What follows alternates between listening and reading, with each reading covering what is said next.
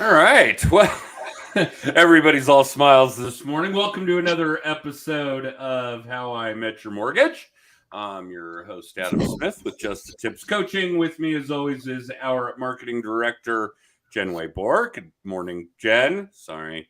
I know you hate Good that morning, morning Adam. shit because not everybody's in the mountain time zone, and that presents a new little glitch that we experienced this morning. Welcome back, a repeat guest and somebody we've been looking forward to catching up with because we never get to see him anymore. Andrew Cady, what's up, man? And good morning, Andrew. Good morning, Adam. Good morning, Jen. How are you guys? Good. Right. So, of course, the glitch is that Andrew recently moved from the Eastern time zone to the Central time zone, despite not really moving all that far in Florida, just across the time zone line there. So we had a little glitch about what time we were actually going to do the show, but everybody's here, bells on and so forth. So, Andrew, man, so many things we could be talking about with you these days. I think the one that I like the best is that you've spent a lot of time as of late really nailing down a life-work balance, man. I have. It used to be just all go, no quit, big nuts, Andrew Cady. And, we thought you were going to die over it. I mean, we were like, cool, Andrew will be the first one of our friends to have a heart attack. That'll be fun. But no, shit's really changed for you that way. Yeah. And so funny enough, I mean, not funny, but funny enough, I actually did have a heart attack in August or in June of 2020. Had a cardiomyopathy, and that was kind of, I think, my wake up moment. I mean, I should have listened to Adam and all of you yelling at me for the last 4 years of you're working too hard, you're doing too much, you need to hire a team, you need to stop doing this. And, that was definitely a big realization moment in my life that, work isn't worth life. And so, yeah, I mean, we're still doing more production than we've ever done, but now we're doing more production with a proper team in place. So it's not, all a one-man show. I think that makes a lot of sense. And, I think part of it, and this has just been something that's been swimming around in my head for months, maybe even a couple of years, is that being in the mortgage business and being an adult in America, you're somebody's spouse, you're somebody's parent. Actually, you're a parent to 4 people. You've got me beat by 1 even. Animals, home ownership, all this crap lends a significant volume of organic drama. We don't need to be out there fabricating more. That's the kind of shit that leads to a heart attack. So, your kids are all a little older. A couple are even out of the house. I think you had one start college this fall. Yeah, one's in college. My oldest son still lives at home, but he's pursuing a career. He's getting his master's mechanics license for boat maintenance. So he's still crashing in the carriage house above the garage, but he's working super, super hard to get his master mechanics license. Okay. So there's some things there that have, I don't want to necessarily say eased your burden, but changed it. For sure. Yeah. And, I mean, family, family can provide its own stresses and its own blessings, but its own stresses with it. And definitely, shifting gears with kids getting older has been just the breath of fresh air of not having quite so much going on all the time. Yeah, I get that. It's just different. Our oldest is fighting tooth and nail over bullshit with a landlord in New York. Her younger brother started college also this fall. That's been an interesting experience for him. And then, we still have one at home that's, it got those same challenges that younger kids do. But let's talk about work, because obviously being able to find that balance has a lot to do with changing the way your organization is structured, the way your team is structured, getting a lot more support on that front. What have those changes been like? Yeah. So, going back, 2 years ago, it was me, an assistant, and a production partner. It was 3 of us. And, we were putting up some big numbers. Like I think March 2020, we did 56 units in a month, and we were throwing some monster numbers down for a team of 3 people. And then June hit, and, life kind of changed for me. And, fast forward to today, I've got a business partner now that I partnered with. So we took his team and my team at the beginning of this year, merged our teams together. So now we have 18 people on the team. So we've got 6 loan officers, 6 support staff, and really we revamped the entire way we do the production process, where a lot of the responsibilities that would traditionally be on a loan officer are now taken off of the loan officer. We have support staff to do it. So a loan officer's best time is spent selling and is spent generating business and building relationships, not collecting conditions and not reviewing bank statements and reviewing self-employed tax returns. That's not the best use time of a salesperson. So we've really restructured the team where the loan officers have the ability to sell. That's their primary job, is to go out, sell, create relationships. And it's been an amazing transition. We've, obviously the mortgage industry got hit hard this year, but we're still on pace to do somewhere in the neighborhood of 225 to 230 million in production this year. This sounds really familiar to me. God, I can't imagine where we would conceptualize the fact that a loan originator's job, a real estate agent's job, all of the above, is to generate leads. Correct. And everything else is a byproduct of that. And everything else is pretty much something you could pay somebody else to do. I had this conversation with a large group of loan originators in Fresno, of all places, last week on Friday. I flew out there to teach this group. One of our coaching clients was promoted to sales manager. He wants help with all of these relatively new loan originators. And while I hadn't done it in a long time, I began with asking them to tell me what their job is. And I don't want your elevator speech. I'm not a potential client. I'm not a borrower. What's your actual job? And not one of them could say, generate leads. Not one. It was amazing to me. Oh, well, I'm here to help people navigate. What people? Who people? There's no people. People don't just, materialize out of thin air. There's going to be a borrower that magically appears behind me, tapping me on the shoulder, asking if I can answer some mortgage questions. It doesn't work that way. So, yeah, I think that that's really an important piece of the puzzle, and I am ecstatic. I mean, literally over the moon that your organization is operating this way. That the loan originator's job is to originate loans. There's nothing in the job description that says pay stub chaser, loan rate locker, none of those kinds of things.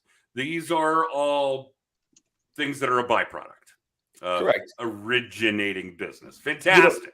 We even went to the point with the team where we have a pre-approval team in-house now.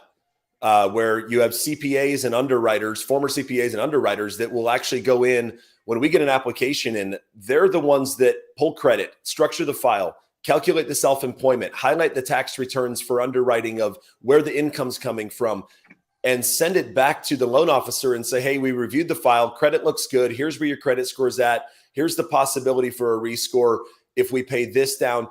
All of that upfront work that your everyday loan officer does is taken off the plate by a highly skilled team that sees this and has done this for years and years and years now.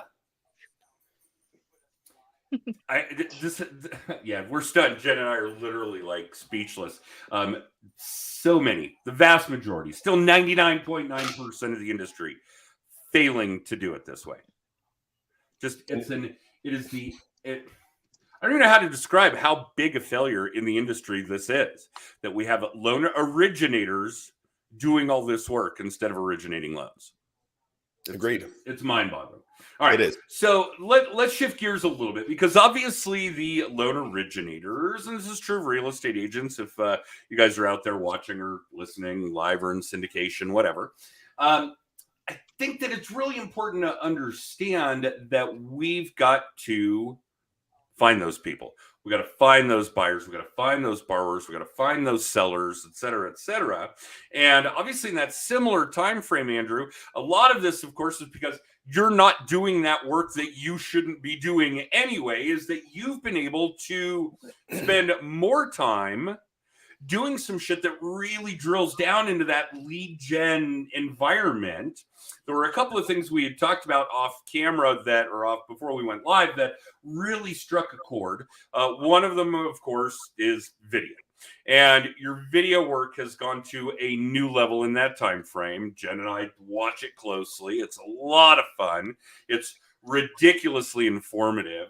I do love getting the education because some of these finite financial details that really do play a part for real estate agents, for people buying real estate, for people that own real estate is very, very well oiled. The video content that you're putting out now, the quality of the video work, so superior to what you were doing even just a year ago. And then the other subject is you're really doing some finite things with that video work that lace into Facebook groups. And, I say this all the time. And I, even on Friday in front of all these newer LOs, I said, look, you guys have got to consider how significant the power of Facebook groups is. Here's a fucking service that doesn't generate revenue. You don't pay for it. There's no advertising in it. And yet Facebook runs ads for it during the Super Bowls. The most expensive airtime known to man, Facebook is running ads for Facebook groups, and they don't make any money on Facebook groups. Let's consider how powerful this shit must be when we're talking about it. So, yeah, give us some insight. The video work, the Facebook group work. Obviously, you have grasped what I would consider two of the most important pieces in lead gen, in loan origination. And here you are making it sing. Yeah. So, I think it's first important to understand that there's a big difference between marketing and sales. But you can't have one without the other. If you are just a salesperson, you have no one to market to because you've done no marketing. And if you just do marketing, but you don't sell, if you don't ever ask for the business, you're probably not going to get the business.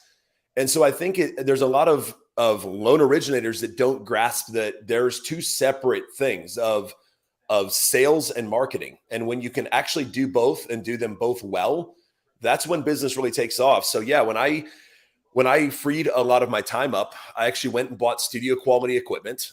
So I've got a massive setup attached to the back of my desk. It's the camera I'm on right now. All professional grade equipment, but the equipment you don't have to go do that to do video. But I was able to find and go back to what my passion is. And my real passion is generating relationships. But my secondary passion is I really love talking markets. I love market analytics. I love understanding our markets, how our markets work, and how it correlates to housing. And so I've been able to dive really, really deep into housing markets and where we see things going and how inflation is impacting interest rates. And then I'm just simply digesting what my knowledge is and honestly digesting even other people's knowledge into my own content. I mean, knowledge is never your own. It's always gained from other sources. That's where we get knowledge. So I will watch, I'll follow Mortgage Daily News. I'll follow Barry Habib and MBS Highway. I'll follow 5, 6, 7 outlets. And then I'll digest down what everyone's saying and I'll do my own research. I'll pull my own charts and I'll start putting real solid content together. And yes, I try to do, 2, 3, 4 market updates a week. I don't do as many on my public Facebook page anymore because it's one of those beautiful things that people love to rip off and duplicate and count as their own. So yeah, we're going to talk about that too. Hang in there. You and Jen both have expressed those concerns to me repeatedly this year. Yeah. And so for me, getting back to how I started in this business, I built my initial business mostly on just providing free knowledge on social media. And if you're knowledgeable in the field, people will perceive you as an expert, really, whether you are or not. I wouldn't consider myself an expert, but I would consider myself very knowledgeable. And if I can just share the knowledge that's out there, I think we're in a society right now where knowledge is craved for right now, especially people in real estate are craving knowledge of what is actually going on. So if you can actually give them that knowledge, but they're also craving real, they're craving raw. They're sick of Instagram filters. They're sick of fake put on produced videos of a 30-second clip with sound effects. And No, just go out there and be raw and real and do a 5-minute one-take video. If you screw up, keep going. You just like, you want to be authentic in this market. Okay, so one of the things that I've certainly adopted in recent years, and just as a catchphrase of sorts, only because it's what we've been practicing, is if I were to give anybody in our line of work in the real estate business 4 key words to be successful, they would be constant, consistent, authentic, and transparent. I think if you can nail your shit, your video work, your social media work, whatever it is, with those 4 items, you're going to crush it. There's just no ifs, ands, or buts about it. But what really opened my eyes, and actually we decided to add this young gentleman to our speaker panel on short format video at the Mile High Mastermind later this week. He said that he rivaled it to punk rock. Now, I'm probably the only one out of all of these people, the 2 of you and this kid, when it comes to this. But when punk rock hit the scene, that's what it was. It was raw. It was authentic. It was different. It was unfiltered, basically. And that he said punk rock is TikTok to the Gen Z, basically. I was like, holy shit. Yeah, that's a really brilliant statement. But I think the bottom line for it here is that all of us, I'm older than the both of you by a long shot, and everybody that we run with, we've all been somebody's target audience since birth, and we are sick of it. I don't want to be sold. I don't want to know what you do for a living. I want to know who you are. Do that live video. Do that one-take video where you flub and stumble. You'll get better with time, of course. But God damn, be real. Yep. Please, I'm begging all of you, be real. All right. So one of these things, and both of you should probably expound on this and why it bothers you and how to resolve it and how to not be a douchebag, is that a lot of people take a lot of your content. Last week, Jen and I were talking about, God, it was either the football schedule, right? The realtor's schedule of when not to show homes, or maybe it was the pumpkin spice mortgage joke. Jen's nodding. It was the pump. This month, the Core Finance Group's offering pumpkin spice mortgages. So we create a cheesy graphic, and there are a bunch of assholes out there who steal it, crop out our company logo, and they all did a shitty job of doing it, and then just repost it. Nobody giving Jen credit for doing it. We saw this debate break out with Brianna Harris was doing some great work, I think, for Angela, whose now married name is Kaysen.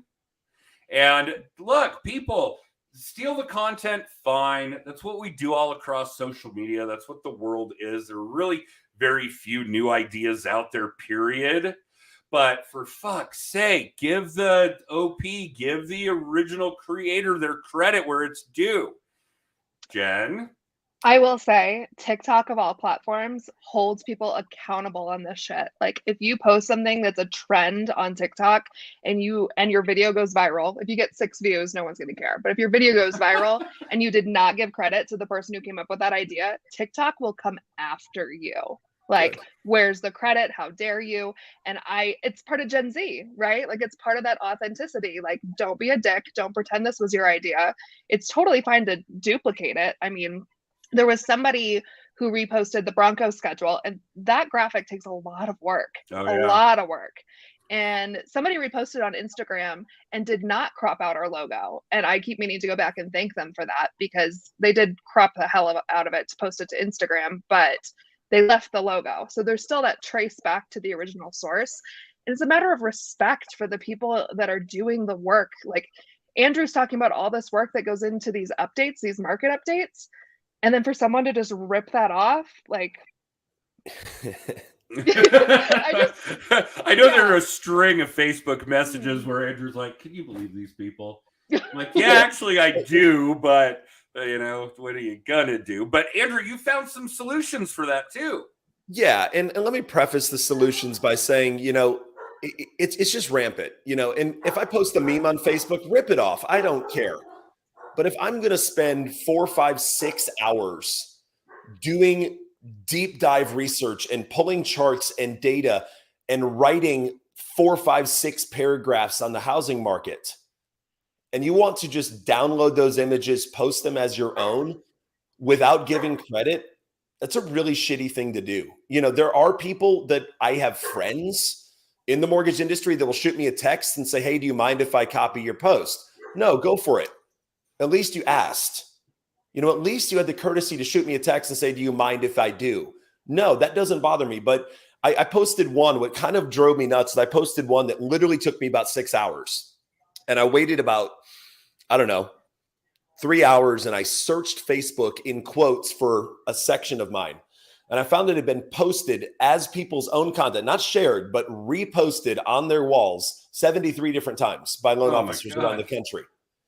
And by I'm other like, loan officers. All right. other loan officers, my competition, like 3 people within my own market stole my content and reshared it.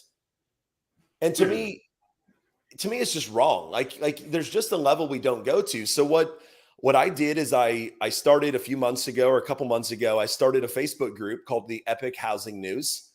And I have set it up. This is hilarious. You'll find this beyond funny.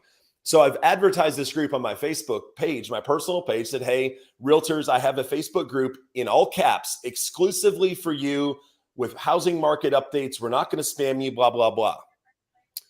I'll get 100 people that will request to join the group. 90 of them will be loan officers. And I'm like, what part of exclusively for real estate agents do you not understand? All the reason they don't understand all the things. The reason I have to do this is because plagiarism is just ridiculous, but it's taken a little bit of time. And, you know, you'll definitely notice if you look at my Facebook page, I don't post as much to my public Facebook page anymore. I've got a group with my business partner, myself, my branch manager, and about 580, 590 real estate agents around the state of Florida in this group. And that's over a couple of months' time. Yeah, in a couple months' time. And that's where I post the vast majority of housing market updates. If it's one that I feel like needs to be to a broader audience, I'll copy it and put it on my own Facebook wall. But yeah, just as a primary thing, that's where the majority of my content is going. And we add anywhere from 30 to 40 real estate agents a week to this group. And we make it very clear, this group is not going to be a spam. We're not going to be marketing to you in there. We may post updates if a new program comes out, but this is simply meant for housing news for you. Okay, let's slow down, because I think that there's something really important here that is just organic to you, organic to Jen, that the audience really needs to hear. You're doing the video content anyway. It's not costing you a dime. Correct. We all know that none of us pay for Facebook unless you're one of these idiots, you know, paying for Facebook ads. If you're in mortgage or real estate, please don't do that. But we're certainly not paying for Facebook groups. And over the course of a few months' time, you have gotten an additional 200 to 300 people per month coming in to consume your content at no expense to you. Correct. Yeah. And if I look at my posts in that group, close to 600 people in there, we average about 500 or about 350 to 380 views on each post. So it's a heavily, not engagements, but it's a heavily viewed group. It's not like I'm posting something in there with 500 people in the group and I'm getting 7 views on the content. We're seeing over 50% on every post ends up getting viewed. Well over, more like 75, 80%. Yeah. Yeah. It's staggering. And I know that this is just kind of second nature to you to have this lineage of let's do some good video content. Let's distribute it to a proper audience. Let's attract a greater audience, that kind of thing. But this kind of step-by-step, really not complicated process is escaping the vast majority of people who would love to have hundreds of people consuming each piece of content every day, every week, every month, growing that audience every day, every week, every month. And I know it's just kind of, you know, a natural thing to you. It just comes organically, but you're in the vast minority, brother. Yeah, but you got to ask yourself the question, why are they not doing it? It's one of two things. Either A, they're complacent and they're lazy, don't want to do it, or B, they don't have their systems dialed in enough where they actually have enough free time to actually do it and do it right. Back to the first subject. Back to the first subject. and I've been a big, you know me, shoot, my Facebook page was featured at Traffic and Conversion Summit back in 2018 at Social Media Marketing World. Mari Smith mentioned me in the keynote address at Social Media Marketing World in 2019. Social media is what I've always done. But when I got so busy, I fell totally off of the game. Just stopped doing it because I was so busy working in my business. I was stopped working on my business. On my business. Yep. And so it's just a matter of structuring your business correctly so you actually have the free time to do what actually drives business to the door. Yeah, I wish that were not so uncommon, but man, it really, really is. And I think it's just historic shit. I think this is just kind of how, mortgage and real estate people were taught to do this for literally generations. Right. I think it's the difference of considering your business a business or a career. Like there's a lot of loan officers that, they are capped at 8 files a month. And it's not an entrepreneurship for them anymore. Like an entrepreneurship is when what if Amazon said, oops, we can't take any more orders. We can't ship any more than 100 books a month. No, when you reach a ceiling, you adjust your platform so you can have more capacity to grow your ceiling again. I mean, it's exactly what our government does with the debt ceiling. When they hit it, they adjust their platform and they make a bunch of freaking excuses and they raise the debt ceiling again every time. That's right. We're not in a recession. No, let's just rename a recession. We're just going to raise this ceiling. Did you notice, by the way, that Wikipedia's page, the definition of recession on Wikipedia, had not been updated in 13 years, and there were 42 edits made to the page within 6 hours of the White House giving their update on the definition of a recession? Shocker. It's amazing. Yeah, color me surprised. We just keep moving the goalpost. I love it. I do. So, of course, as Jen warned us, and we knew that would be the case, we are blowing through our window here. I see that, Jen. Yes. And I don't care, really, because having Andrew on the show is always such a good time. But there's undoubtedly a lot of things that you want to ask him, especially since you're not going to get to see him this week. We know we're not going to see him in February. Maybe February. We'll see. Maybe February. Maybe February. What's the daily driver today, Andrew? Just for something totally off topic. Daily driver, I bought the 2021 Jeep Rubicon Diesel. Oh, yeah, I knew that. I live in a beach town now. I don't need a car. I need a Jeep. And a golf cart. Okay. I've actually seen, I think I've seen more pictures of the dog behind the wheel of the golf cart than you, but neither here nor there. That dog is one unique character, and she's my human. Yeah, she definitely thinks she's people. No, she's right here asleep on the floor. Well, jealous. I'd pass on the floor, but a nap is certainly in order. All right, Jen, what else do we need to talk about in this week's episode? I mean, we could go on forever talking to Andrew, but what kind of lead gen you've said that you have this team of LOs that are focused on the sales part of it. What are they doing what is their focus? Or is it all different? Yeah. So we're 100% focused on referral business. We don't our systems are not set up for the long-term lead gen 6-month nurtures. It's just not our system set up. And so, we meet with our sales team every single week. We drive really, really hard for them to get out of their files and get onto the streets. If you are not visible in this industry, you are not getting any referrals. If you're sitting behind your desk waiting for your phone to ring, you're in the wrong industry. You got to be out in front of people, generating business, and really ask for the business. Like so many times we bump into people and we just don't ask them. Like I'm not ashamed to look at the biggest producers out here and say, it's an absolute disgrace to our community that your greatness is not combined with my epicness and we don't do business together. Like, I don't even know what to say right now. Just ask for the freaking business. Yeah, that's a big one. No question. And man, we definitely come across a lot of old dogs that will, chase a lead like a pit bull. but so few that know how to generate the lead. I agree with you. Yeah. And I just think it's a long-term industry failing. Yeah, we can buy shitty leads and give them to people, and then we can even teach them how to chase them and work them, but we need to be teaching people how to generate them. So yeah, certainly a big deal. All right, Jed, what else is in the hopper for Just the Tips these days? Probably too late to push the mastermind event that's starting Thursday night. Thursday night, Mile High Mastermind number 6, which is insane. So we are looking forward to seeing everybody that's attending this Thursday, Friday, Saturday. Andrew, we will miss you as always. I'm going to make it back out there one of these days. All Just right, needed to take a year to myself. Sounds like it was a good decision, and you're doing great stuff. So, oh yeah. If you guys want to find out more about Just the Tips coaching, you can text TIPS to 63566. It will get you past episodes of the show. If you're interested in being a guest on the show, I am booking. I have 1 spot left in 2023, which I'm going to put Andrew in. So really, we're booking 2024. So, Wow. So we'll talk to Andrew again in December of 23, which is insane. But if you're interested in being on the show, you can reach out to me through the text code that's scrolling at the bottom of the screen. You can get a copy of Adam's book.